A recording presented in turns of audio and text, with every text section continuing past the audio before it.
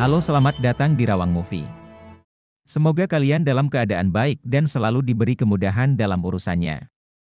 Pada kesempatan ini saya akan melanjutkan cerita rubah ekor 9 yang terjebak di masa lalu. Bagaimana kelanjutannya? Berikut rangkumannya. Episode 2 ini diawali dengan Yeon dan Rang menaiki sebuah kereta.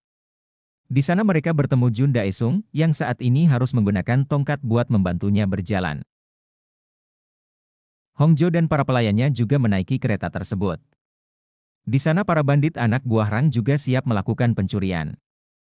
Dan di kereta itu juga Shinju dan para tahanan yang lainnya dikurung. Mereka semua rencananya akan dibawa ke Manchuria untuk dijadikan pekerja paksa oleh tentara Jepang. Shin kemudian memperlihatkan alasan Yeon dan Rang menaiki kereta itu. Di mana beberapa hari yang lalu, Yeon mengunjungi Taluipa. Yeon menceritakan jika dia diutus dari masa depan untuk mengambil batu pelindung YG dicuri. Namun dia terlambat memasuki gerbang waktu, sehingga dia pun terjebak di era 1938 ini. Yeon meminta bantuan Taluipa agar dia bisa dikirim ke masa depan kembali. Karena saat ini istrinya telah menunggu. Taluipa berkata jika dia bersedia membantu Yeon kembali ke masa depan. Tapi sebelumnya Yeon harus melakukan satu tugas terlebih dahulu. Saat ini sebuah benda pusaka seruling legendaris telah dicuri. Seruling itu memiliki kekuatan yang sangat dahsyat. Apabila seseorang meniupnya dengan benar, maka bisa menghancurkan seisi gunung. Diketahui jika seruling tersebut saat ini berada di sebuah kereta dari Busan. Yeon harus merebutnya kembali dan mengembalikannya kepada Taluipa. Yang mana saat ini seruling legendaris dipegang oleh seorang pemuda Jepang. Ketika kereta api memasuki terowongan, anak buah Rang mulai melancarkan aksinya. Dalam keadaan gelap itu mereka mencuri semua barang milik penumpang kereta.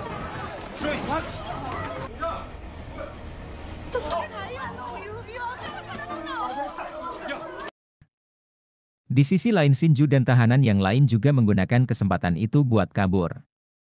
Mereka memukuli para penjaga dan keluar dari dalam kurungan. Tapi seruling legendaris itu tanpa diduga berhasil didapat oleh Hongju. Ras serigala mencoba merebutnya kembali, tapi Hongju dapat mengalahkannya dengan mudah.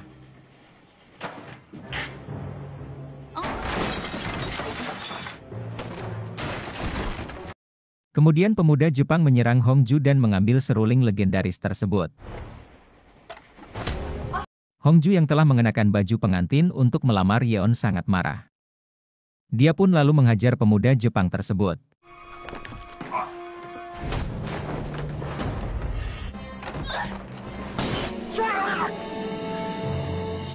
Sementara itu Yeon tampak kecewa karena mereka tidak menemukan seruling legendaris. Lalu ras serigala melaporkan jika seruling legendaris itu telah direbut oleh Hongju. Yeon dan Rang lalu datang menemui Hongju. Di sana Hongju telah menyambut kedatangan mereka dengan meriah. Hongju lalu menyerahkan seruling legendaris kepada Yeon. Dan kemudian dia meminta Yeon untuk menikahinya. Tapi tentu saja Yeon menolak, karena saat ini dia telah memiliki istri, dan istrinya itu telah menunggunya di masa depan. Hal itu membuat Hongju marah, dia lalu kemudian menyerang Yeon. Sementara Rang yang tidak ingin terlibat dalam masalah asmara kakaknya itu memilih pergi dari sana. Jun Daesung dan para tentara Jepang yang lain menangkap kembali para tahanan yang kabur. Satu persatu tahanan itu disiksa dan dibunuh. Kejadian itu membuat Shinju marah, dia lalu mengeluarkan kekuatannya untuk mengalahkan tentara Jepang tersebut.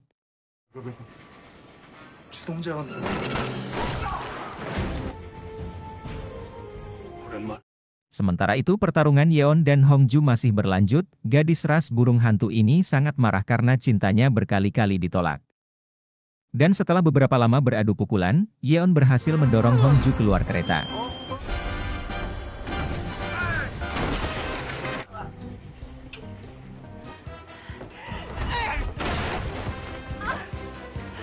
Tapi tanpa diduga Hongju ini sangat kuat, dia kembali bangkit dan melompat ke arah kereta. Kekuatannya bahkan bisa membuat kereta itu berhenti.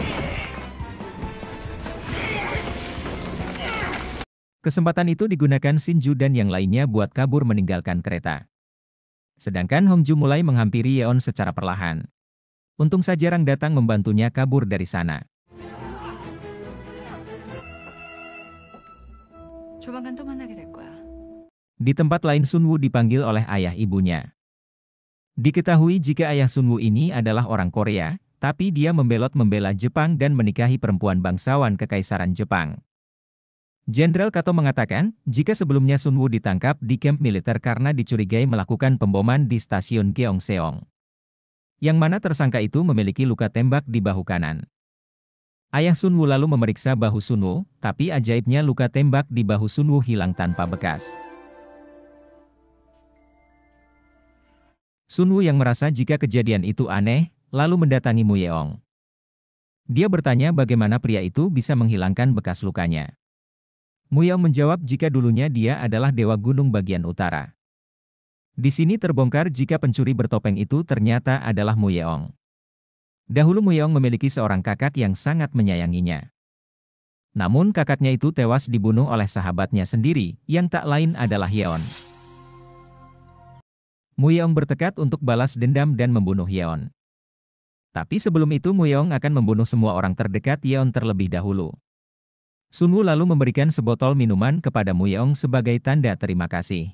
Sekaligus untuk mengganti minuman Muyeong yang terjatuh sebelumnya. Di tempat lain Shinju yang berhasil kabur saat ini sedang kelaparan. Kebetulan dia bertemu para bandit anak buah Rang. Para bandit itu dengan senang hati memberikan makan dan minum kepada Shinju. Namun ternyata minuman itu telah dicampur obat bius. Shinju kemudian tak sadarkan diri, dan semua pakaiannya pun dilucuti oleh bandit-bandit tersebut.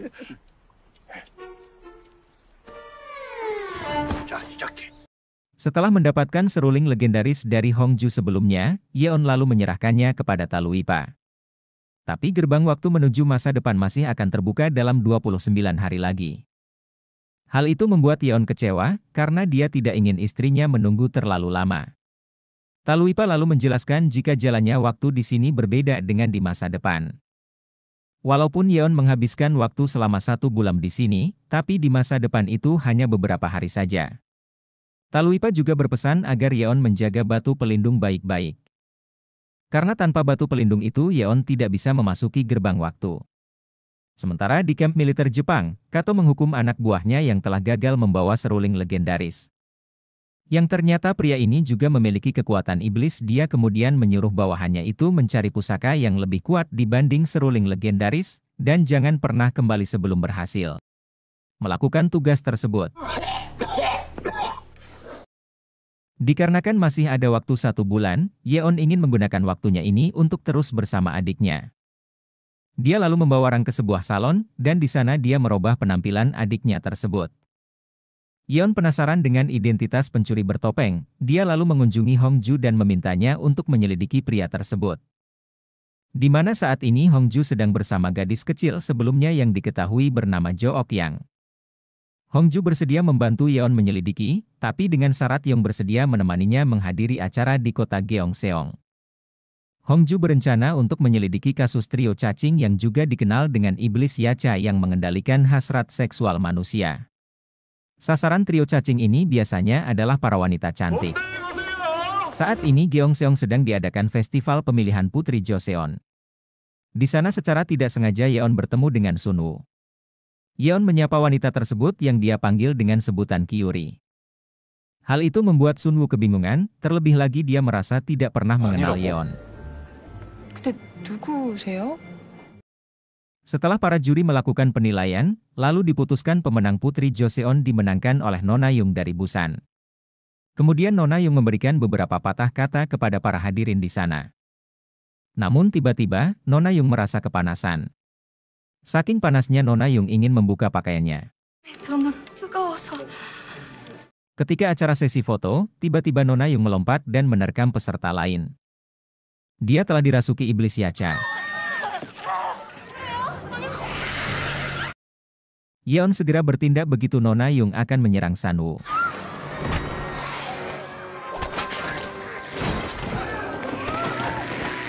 Di luar gedung Muyeong memperhatikan kejadian tersebut. Dia menangkap Nona Yung dan memasukkannya ke dalam sebuah peti, lalu kemudian membawanya pergi dari sana.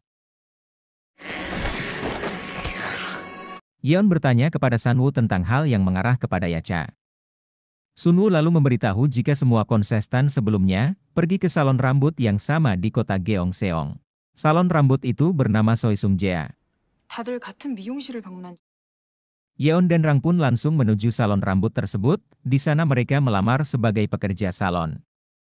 Sebenarnya salon ini tidak menerima pegawai cowok, tapi karena saya tarik yang dimiliki rubah ekor 9, pemilik salon pun dibuat terpesona, dan dia pun menerima mereka sebagai pegawai salon. Yeon merasa ada sesuatu yang aneh di salon tersebut. Karena cermin yang ada di sana semuanya pecah. Dan sepertinya itu dilakukan dengan sengaja oleh seseorang. Yeon curiga jika pelakunya kemungkinan adalah Dewi Pribumi, dia pun lalu menyuruh Rang membelikan sebuah cermin baru. Keesokan harinya Yeon dan Rang melanjutkan aktivitas mereka sebagai pegawai salon. Para pelanggan salon yang rata-rata adalah wanita tua sangat mengagumi ketampanan mereka. Anak buah Rang yang melihat kejadian itu, mengira jika bos mereka dipaksa menjadi pelayan sangat marah. Dan mereka berniat untuk menyerang pemilik salon.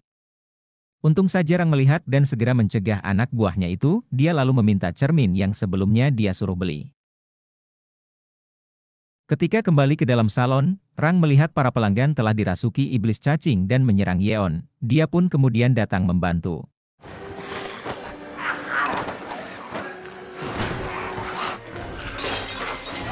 Yang ternyata itu semua adalah ulah dari salah seorang pelayan salon. Yeon menyadari jika wanita tua itu adalah Dewi Pribumi yang menyamar. Yeon kemudian menyuruh Rang mengambil cermin yang baru dibeli tadi, sehingga wajah asli pelayan itu pun terungkap.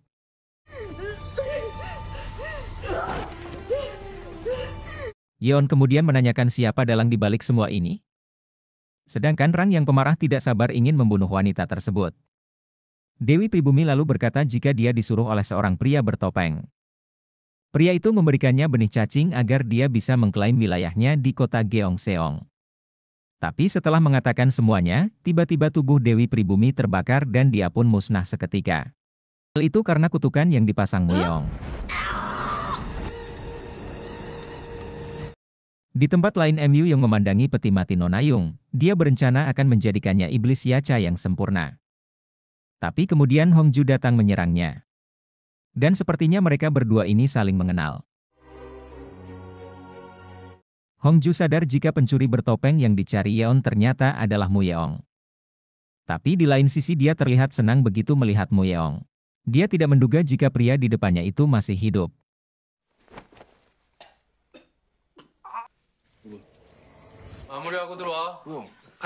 Setelah mengobati orang-orang yang terinfeksi trio cacing, Yeon dan Rang berencana pulang beristirahat. Namun tanpa diduga mereka berdua bertemu dengan Shinju. Shinju sangat bahagia, setelah lama mencari, akhirnya dia bertemu dengan tuannya tersebut. Dan scene ini pun mengakhiri episode 2 kali ini. Tunggu kelanjutannya dan mohon maaf jika terjadi kesalahan dalam penyampaian saya.